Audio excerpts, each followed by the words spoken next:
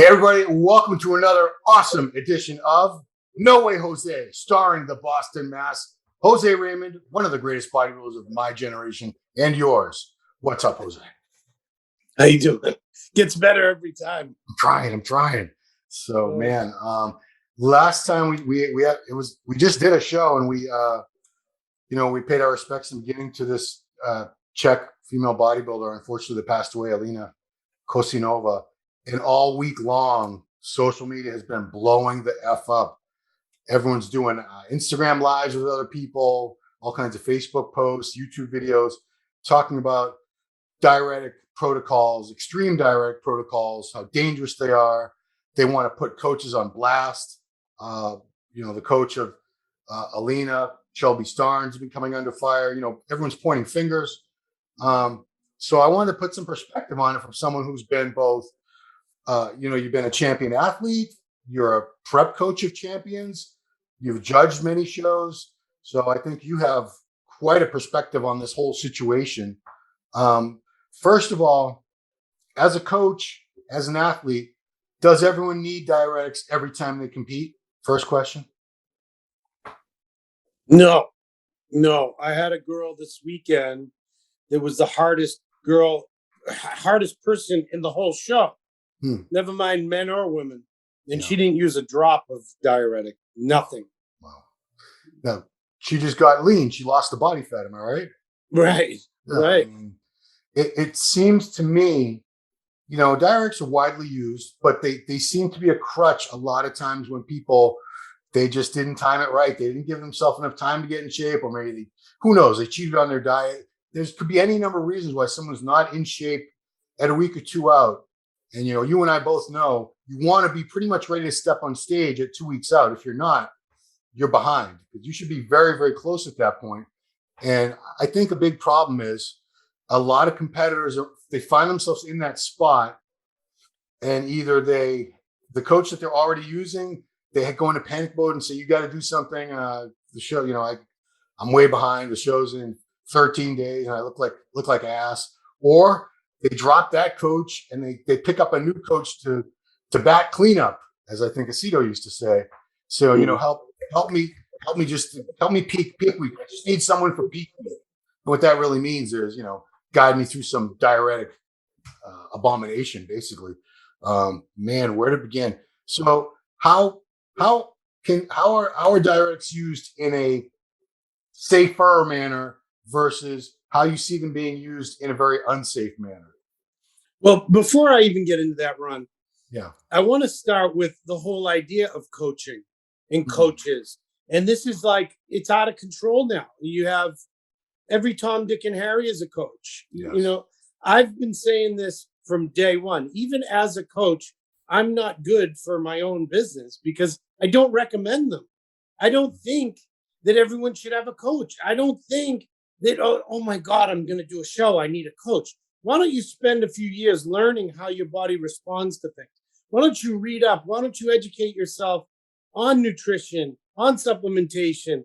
And then when you get to a certain level and you've maxed out your own capabilities, then do some investigation into the coaches, into what ones have had success without hurting people, without having a record of severe amounts of drugs and whatnot.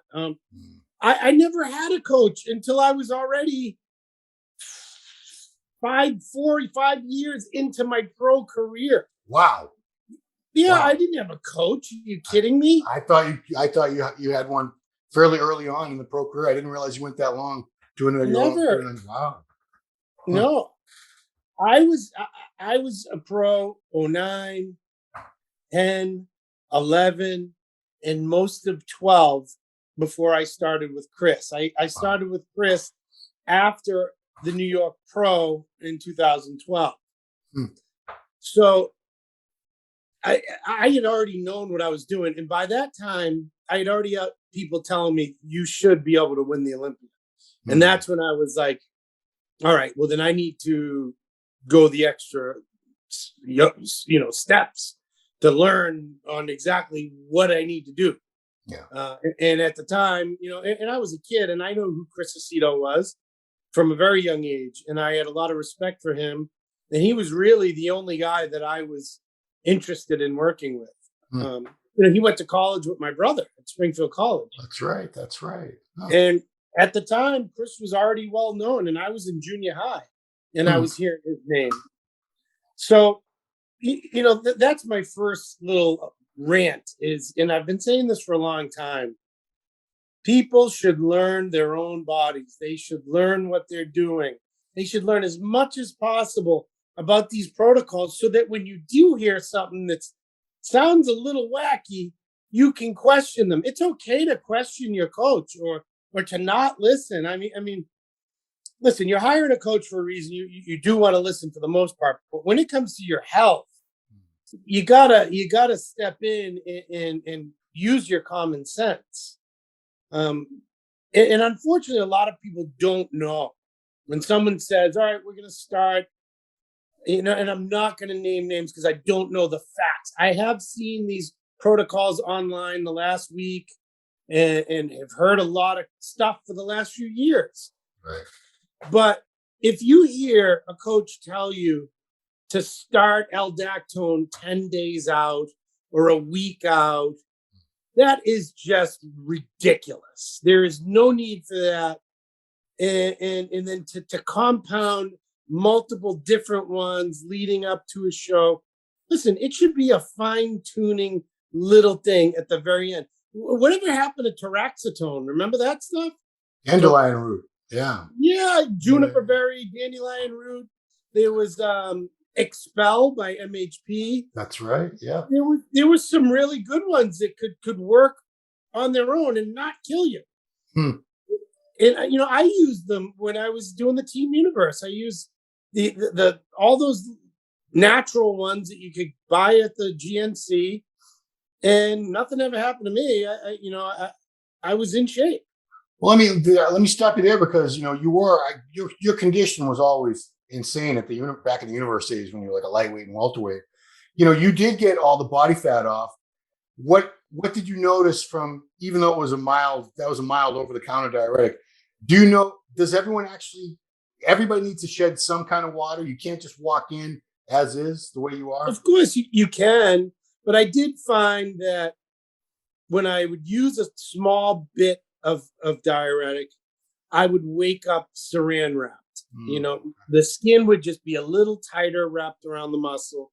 And to be honest with you, when I'm close to a show and I wake up in the morning and pee in the morning, I'm saran wrapped anyway. But it would take you that one little extra percentage that might separate you from the next guy.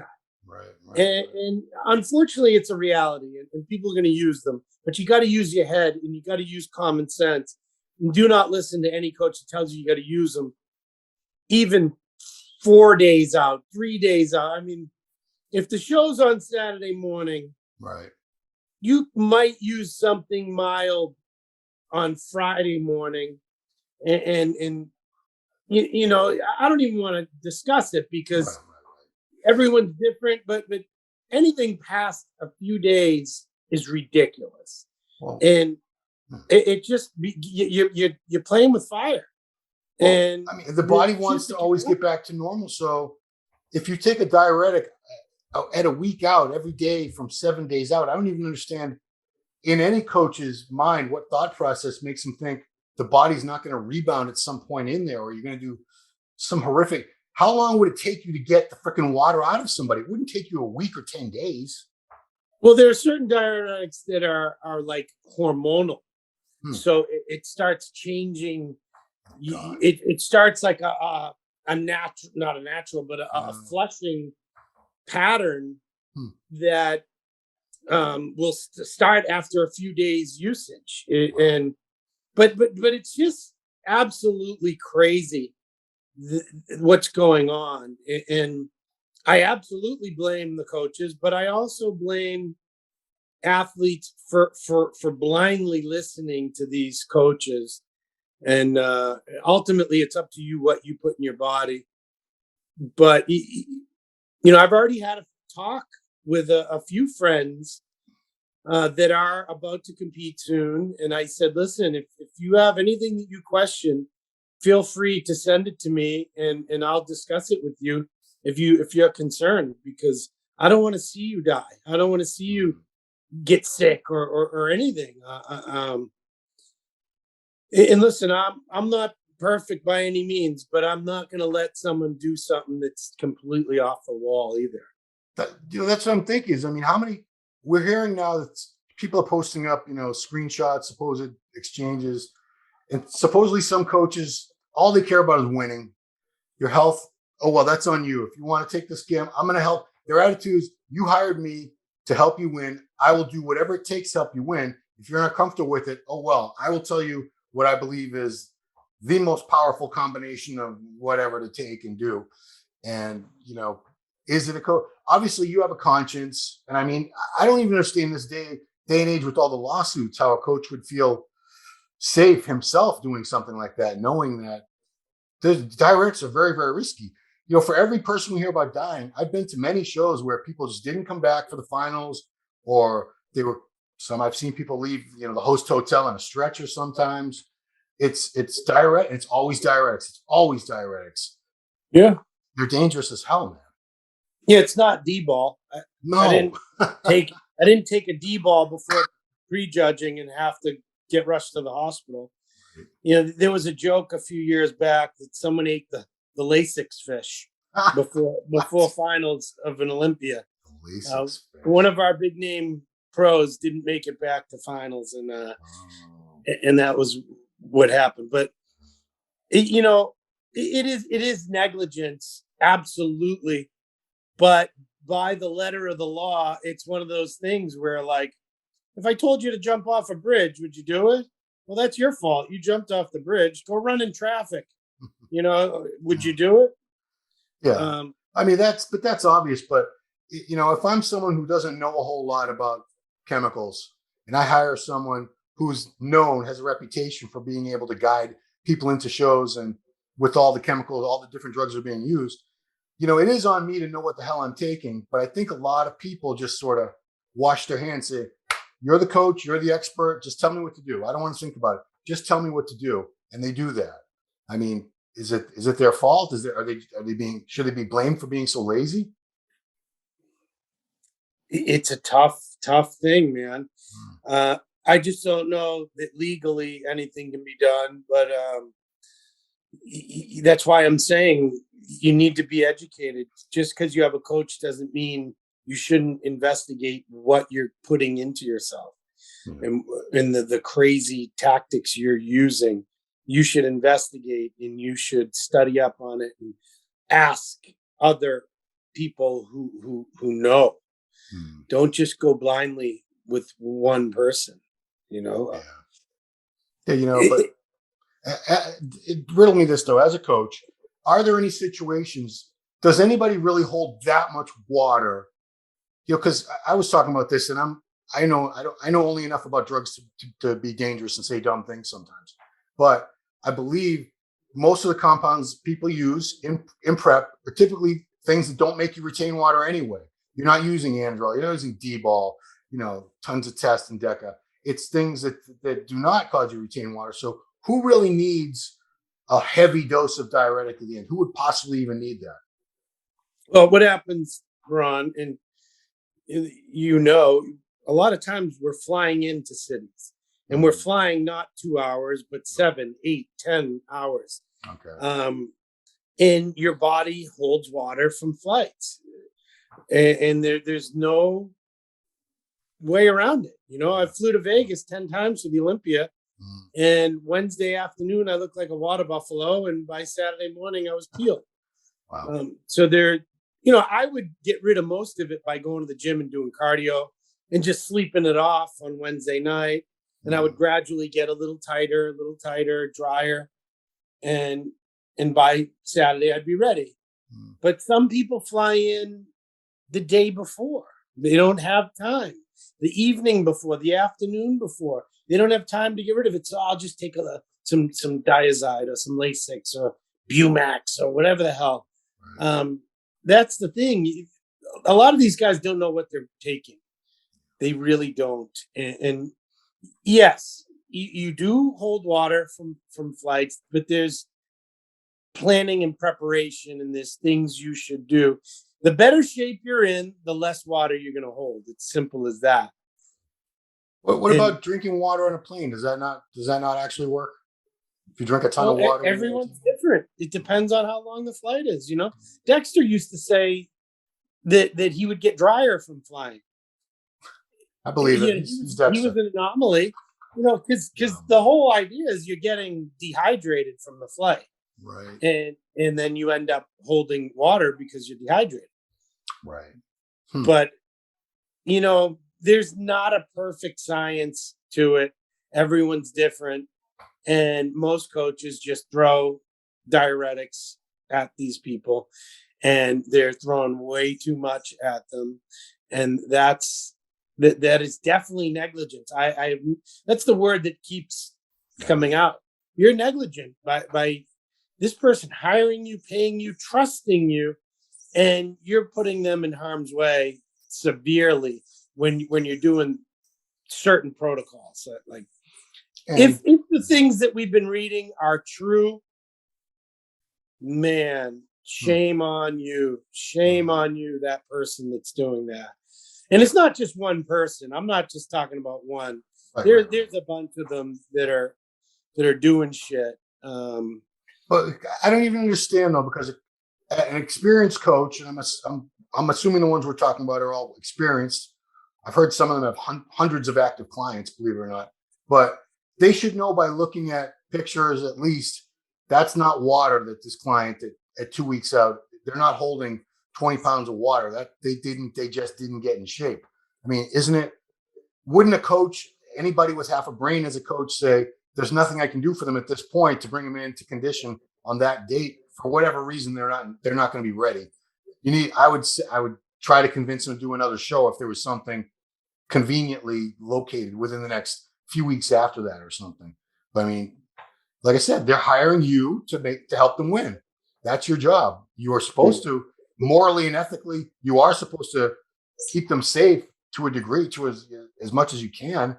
But I mean, how many of these coaches know the ins and outs of diuretics? I've seen posts from medical professionals commenting on these other posts saying, I can't believe you guys F around with these diuretics. I work in the ER and we use them and we have to monitor this and that. And, we can't believe you guys just freaking randomly take them before physique competitions like that with no medical monitoring of any kind. But and the majority of these guys that are really dangerous, they don't have any formal education. They don't have the degrees and whatnot to be able to know exactly what's going to happen. It's all a guessing game, and it works on a lot of people. It works well. They win, but you're not hearing about. Now you're hearing about them, but you don't hear about if a person has 100 clients or 200 clients, but all you see is 35 winners. You don't see the other 165 people that failed miserably or got really sick or even, God knows, died. We don't know about it all. We only hear about the winners. Yeah, that's true. And now we're hearing about the poor people, passing and getting very sick. It's coming out. It's unfortunate. And I just, that's the one thing I can just stress over and over again is don't go blindly listening to any random coach. And now, especially one that is, that it has a track record of hurting people. I've already gotten numerous emails and DMs from people that were working with a particular coach that are like, I don't feel comfortable moving forward. Do you have room to take on another person? I've already seen it, and I'm sure I'm not the only one. People saying, so what's going to be done about this? Nothing's going to be done, in a formal way, but it's raising awareness, and people, they're outing, these women that were either quiet for the past few years about these protocols, or they they're claiming it was suppressed, like there was like a cover up, which no, believe me, people run with gossip in this industry like any chance they get. Trust me. But they're all coming out now. So I think certain coaches, either they're going to lose a lot of clients or they're going to have to be a lot more responsible and moderate with what they advise people to do, because they're under the microscope right now. People are going to be watching and they're going to be sharing. Oh, you're working with so-and-so. What's the protocol? What's he got you doing? It won't be swept under the rug anymore, if it ever was. Oh, good. They should be doing that anyway. They should. So this leads into the next thing is Jake Wood, who owns the Olympia and owns Wings of Strength. He posted on as a comment on the This Is Bodybuilding Instagram. I'm deeply shaken by the loss of Lena. I'm not one for empty words. Instead of making posts, I'm making changes. I had a productive meeting with Jim and Tyler Mannion this morning. We're all sickened by this turn of events. We agreed that conditioning is overemphasized in the judging criteria and something must be done. I will push for changes in all divisions. Coaches and athletes play their part too. I will not say any more here as it may be counterproductive. Criticize me and my organizations as you may. I don't care. What I do care about is greater athlete safety. Props to you, Jake Wood. I have to start out by saying, as a fan and as part of the media, I'm part of the problem, because when I cover these contests, I'm praising the condition of the people that show up in freaky condition. The first thing I'm looking for is when they turn around, if the glutes aren't in on, he's off, he's on, he's off, he's on. That's become the benchmark, extreme conditioning. And you know what? You can't blame the judges either. These are, when you get to these pro shows and you get to like the top 5 or 6, they all look so fantastic. They all have tons of muscle mass. Usually they all have really good structure, shape. So what do you start looking at? Condition has to be something that you try to separate first place, second place, third place. Otherwise, how do you put these guys in the placings? As a judge, as an athlete, what do you say? Well, it's not going to work. Because one, the driest guy doesn't always win. Yeah. It's the guy with the combination of everything. Yeah. And the absolute driest guy in the class hardly ever wins, because he's usually too flat, too skinny, not big enough, not round enough. Right. So that's not necessarily the case. It's the people who aren't in shape and are overdoing it. And, it's not going to change anything. The guy with the best combination of everything is going to win. They've been winning. They're still going to win. I was the driest guy in a few shows and didn't win. It's not just that. And I know what he's saying, and I know what he's trying to get at, and I applaud him for doing that. At least he's making a statement and trying to draw attention to the fact that we do have a serious problem. Yeah. But the judging is not going to change, and it's not going to change anything as far as people using diuretics.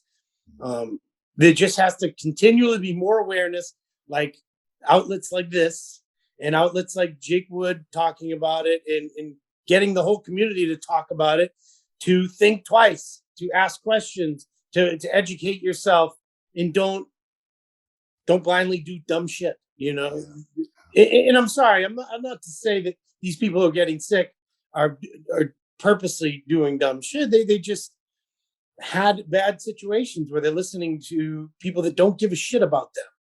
They care about wins, and you gotta take accountability and take control of your own destiny. I think a lot of people, not a lot, but there's got to be also a certain amount of guys and girls that have the mentality that, okay, the coach said to do this, and I know it's dangerous, but I'm going to be okay. I'm going to be okay. I'll take that chance. I'm pretty sure I'm going to be okay. I'm sure everyone thinks that. No one, unless you've actually had something like that already happen to you, you probably don't think it's going to happen to you. It'll happen to the other guy, the other girl. I mean, we're risk takers. We're putting these things in our bodies anyway. So we're already accustomed to a certain level of risk that the average person wouldn't be comfortable with. It's a mentality. When you want to win, and it gets harder to win the higher up the ladder you go, because people get better and better. Any little edge can give you that extra push. You need to beat that other guy, or else he's going to beat you. So it's just a competitive attitude. And unfortunately, I don't see that changing. It's a very competitive sport. That's what sports are. Yeah. Yeah. I have to tell a quick story, Ron, Yes. so I don't sound like a hypocrite, because people have heard these stories over and over again through the years. But in my 10 years of competing as a pro, I did have one incident with dehydration. And that was after competing in the Olympia and then flying to India and then flying to England. So I flew to Vegas, flew home, flew to India, flew home, flew to England, all in the course of 2 weeks. God. So I was severely dehydrated, one, from preparing for the show and from all that time in the air flying. So when I got to England, I had a crazy cramp when I was rooming with Guy Sistanino, and the kid like saved my life in the middle of the night. Wow. Like 3 a.m. I woke up locked up. My leg was locked, my neck was locked, and he heard me screaming and came in and started punching my hamstring and, saved me. And that was not from over diuretic use. It was just from not ever getting hydrated over the course of 2 weeks from all the travel. But it's a scary thing. And I did experience something. That was the experience. That was horrific. And if Guy wasn't there, I don't know what would have happened. It could have gotten a lot worse. But dude, it needs to be education. It needs to continually be spoken about. And there's not going to be, I don't think, any legal ramifications. No. There's not going to be any laws. I don't know. Remember back, they were testing for diuretics at one point.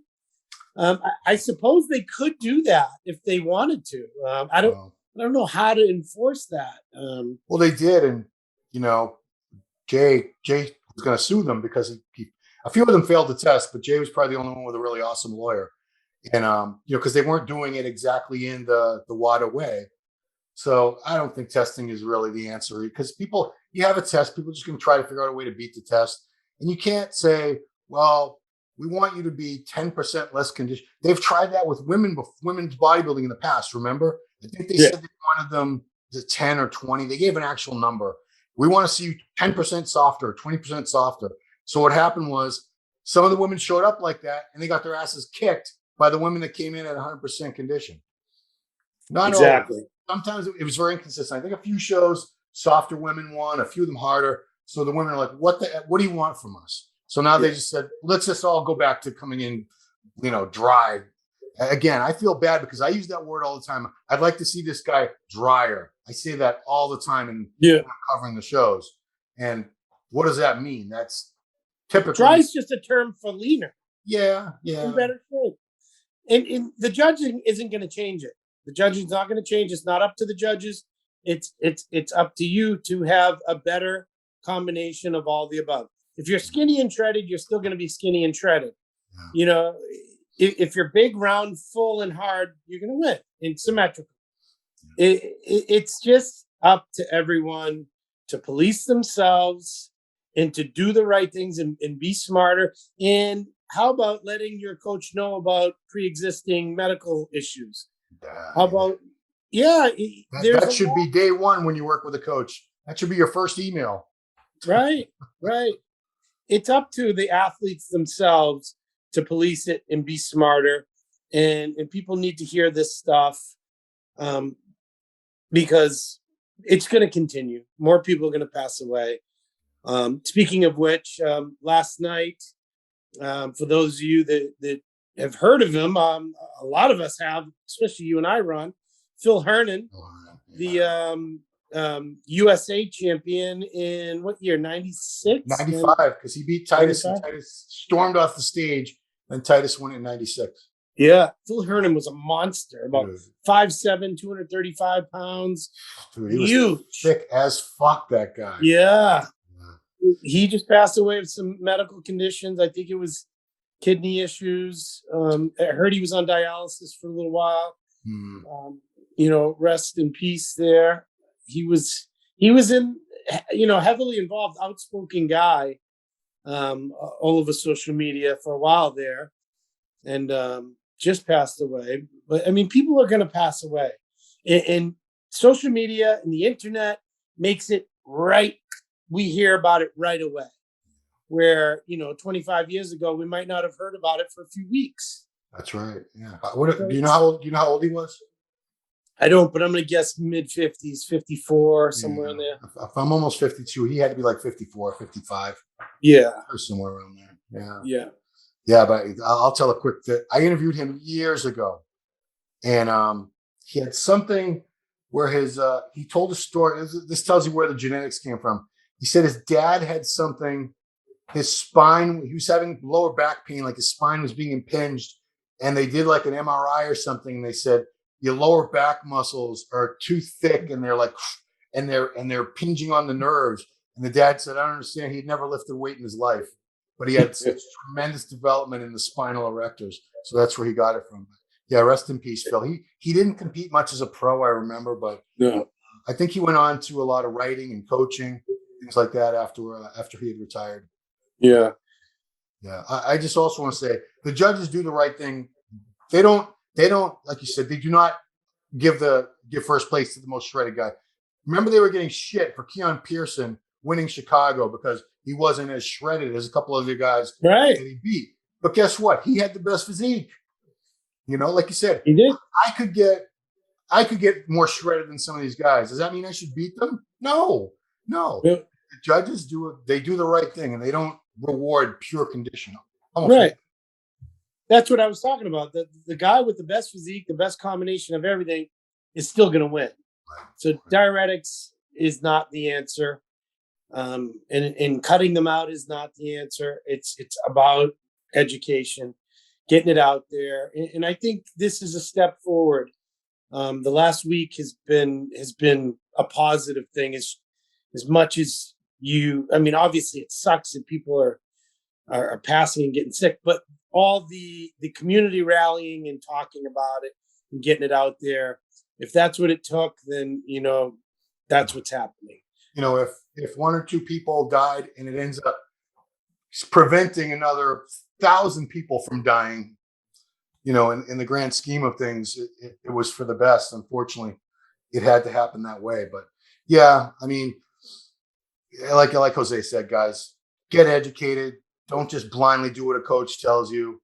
Check out a coach's credentials. Ask around, because when coaches do hurt people, word tends to get around sooner or later. So you ask a few different people. What do you think about working with so and so? Do you know anybody that's worked with them? Do your research. Don't just think everybody's as qualified as everybody else, because they're not. Everyone. Their grandmother was a coach right now. Whew, coaches. Yeah, I can't even find on Instagram. I don't know. I follow like 10,000 people, and anytime I see someone's in decent shape and I click on the profile, it almost always says coach. Almost always. Yeah, online coach. 17 years old. I did see a 17-year-old kid as an online coach. Yeah, sure. That's a cool thing to put in your bio. Oh my God. Anyway, yeah. So, Jose, thank you for doing this. He's doing this late on a Friday night, guys. Appreciate it. I want you to check out his YouTube channel. It's called The Boston Mass. Awesome content on there. Interviews, podcasts with some of the greats like Cutler, and geez, you've had a lot of different people on there. Gym tours. He goes all around the best gyms in the country. Him and his buddy Nate, they were just down in Nashville training at that gym. Oh, no, you went to Boca Raton. I'm sorry. At the Redcon gym. There's a lot of cool stuff on that channel. Check out his website, thebostonmass.com. He's got his coaching services, merchandise, plenty of other stuff. And of course, the gram, Instagram, the Boston Mass. Add that extra E in, THEE Boston Mass, with the little @ sign in front. And yeah, check him out. He's a good dude. I love this guy. All right. Thanks, Ron. All right, everybody, thank you all for watching. Subscribe to the channel, give the thumbs up, share the video and all that. You've been watching another episode of No Way Jose. We'll see you next time. Thank you, Ron.